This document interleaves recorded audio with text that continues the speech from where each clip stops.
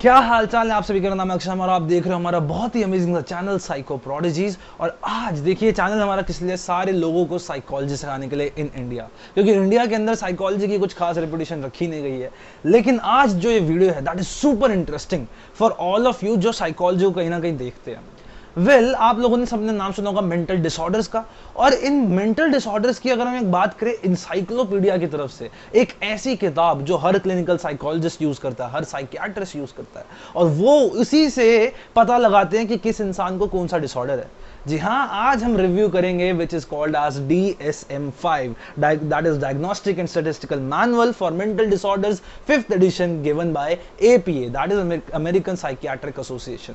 इसको आज हम डिटेल में देखेंगे कि इसके अंदर क्या क्या लिखा हुआ है और इसको कैसे पढ़ते हैं, क्योंकि इसका पढ़ने का तरीका भी एक अलग चीज है। कैसे आप इसकी डायग्नोसिस यूज कर सकते हो और क्या क्या इंटरेस्टिंग फैक्ट्स इसके अंदर है, क्योंकि बहुत सी चीजें हैं जो इसके अंदर लिखी होती है और आपको पढ़ाई भी जाती है।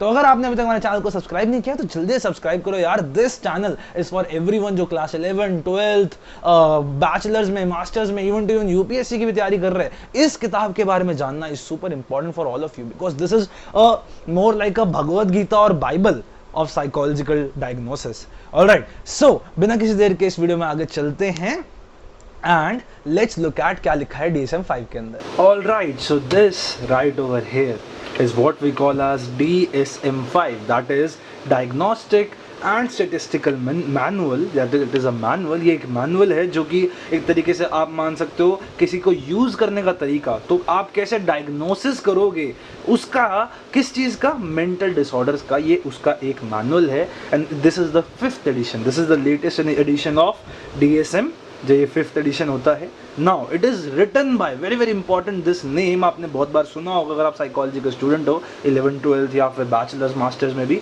APA, that is American Psychiatric association. तो जब सबसे पहले हम बुक खोलते हैं तो यहाँ पे बुक के अंदर एक ऐप के बारे में डिस्क्राइब्ड है। सो उसके बाद आगे चलते ही there you will see there is a particular index. This index is very very important. If I zoom in you guys can easily see what I am talking about. Alright, so first of all यहाँ पे पहली चीज़ है DSM-5 की classification के बारे में बताया गया है, and then we have about the basics. Now I have written some things, ठीक है जी। सो बेसिक्स में सबसे पहले इंट्रोडक्शन, कैसे इसे यूज़ करना है और फोरेंसिक यूज में क्या आपको कॉशियस बरतनी है, उसके बारे में कुछ स्टेटमेंट्स है।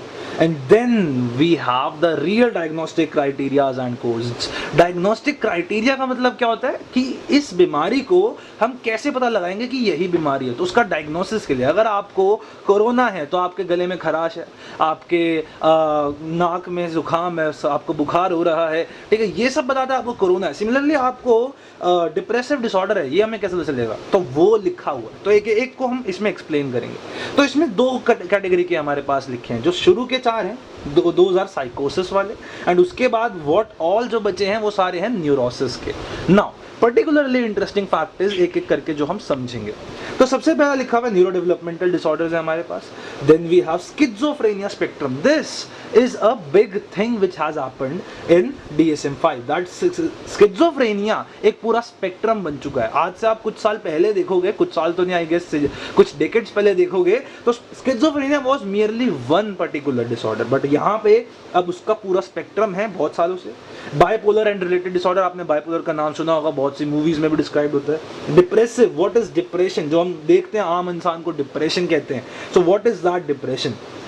एंग्जाइटी डिसऑर्डर, भैया किसको एंग्जाइटी है, कैसे है, आप कैसे डिस्क्राइब कर सकते हो what is the anxiety of a person. Then we have OCD, obsessive compulsive and related disorders, very very important. Related disorders में क्या आते हैं, trichotillomania, hair pulling disorder, skin picking disorder, है ना, then we have hoarding disorder, ये सब related disorder में आते हैं। Trauma and stress related. लेकिन अब इस पूरी में जो लोगों को कई ज्यादा लोग दिखा, that is sleep wake disorder.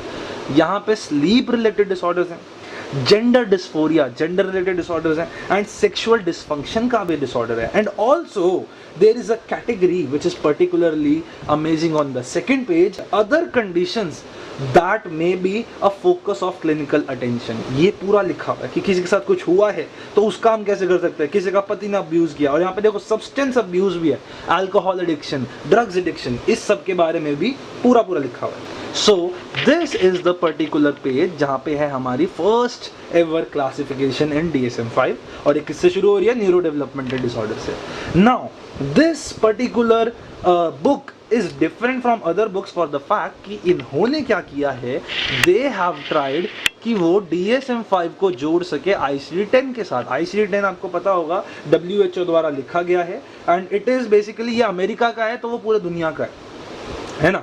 So ICD-10 के लिए इन्होंने क्या किया कि हर नंबर के पास, this is the code for DSM-5, यहाँ पे 317 देख सकते हो, 318 देख रहे हो, 318.1 देख रहे हो, इस तरफ जो ब्रैकेट में F70 है, F71 है, ये सब है ICD-10 के कोड्स। तो सपोज मैं आपसे कहूँ मेरे को जानना है लैंग्वेज डिसऑर्डर के बारे में और मेरे पास है DSM-5। अब मेरा एक दोस्त बैठा है सपोज जिसके पास है ICD-10, मैं उसे कैसे बताऊंगा भाई तो वो कौन सा देखना चाहिए, तो मैं उसको सिंपली कहूंगा तो अपने F80.2 के अंदर लैंग्वेज डिसऑर्डर्स को सर्च कर एंड यू विल सी कि वहां पे वो पर्टिकुलर लिखा हुआ डिसऑर्डर। सो ये बातें बेसिकली हैं। अगर हम एक डिसऑर्डर को आज देखें, that is neuro developmental disorder. Alright, तो मैं आपसे बात कर रहा था न्यूरो डेवलपमेंटल डिसऑर्डर्स में कौन से डिसऑर्डर्स हैं। अब देखो, डिसऑर्डर की मेन हेडिंग के नीचे सब डिसऑर्डर का नाम है और उसके अंदर भी अलग अलग डिसऑर्डर्स है। For example neuro developmental disorder सबसे पहला कौन सा होता है, इंटेलेक्चुअल डिसेबिलिटी, IQ कम होना। IQ below 70 is what we call as intellectual disability. पहले से मेंटल रिटार्डेशन कहते थे, फिर DSM-5 और ICD-10 में कुछ स्पेसिफिक चेंजेस आए। नाउ अब इसमें हमें 4 प्रकार के, माइल्ड, मॉडरेट, सीवियर, प्रोफाउंड, हमने आपने क्लास 12th के अंदर पढ़ा होगा चैप्टर नंबर 1 के अंदर, राइट। तो ये वो सबको अच्छे से एक्सप्लेन करता है। तो मैं आपसे बोलूं कि मेरे को एक जानना है, मेरा क्लाइंट है जिसकी IQ आई है बिलो 20, तो श्योरली उसकी प्रोफाउंड लेवल की इंटेलेक्चुअल डिसेबिलिटी है। सो यहाँ पे प्रोफाउंड लेवल ये रहा 318.2। तो अगर हम 318.2 वाला हमारा खोलेंगे तो वहाँ पे आपको पूरा इसके बारे में दिख जाएगा। ADHD है यहाँ पे देखो, attention deficit hyperactive disorder, you have autism spectrum disorder, you have specific learning disorders। कौन से होते हैं, तारे ज़मीन पर अगर आपने देखी होगी, डिसलेक्सिया, डिसग्राफिया, उन सब के बारे में। तो ऐसे कर करके हर एक प्रकार के डिसऑर्डर की यहाँ पे बात करी गई है। नाउ दिस पर्टिकुलर थिंग, ये जो किताब है ना, ये हर जगह की डेफिनेशन देती है। तो अगर आपके टीचर कभी पूछे कि बेटा what is a neuro developmental disorder, तो आप क्या कहोगे, ma'am DSM-5 says the neurodevelopmental disorders are a group of conditions with onset in the developmental period, as simple as that। पहली लाइन ये, the disorder typically manifest early in development। developmental phase कौन सी होती है, 0 से 18 साल की उम्र, है ना। Often before the child enters grade school, यानी जब वो बच्चा फर्स्ट से पहले ही उसके जीवन में आ जाता है, फर्स्ट क्लास मान से पहले। And are characterized by developmental deficits that produce impairment of personal, social, academical और ऑक्यूपेशनल फंक्शनिंग। ये जो बुक है ना, ये बनती है हमारा basis of all the definitions that we read. फिर इंटेलेक्चुअल अब ये देखो, this is the very important page.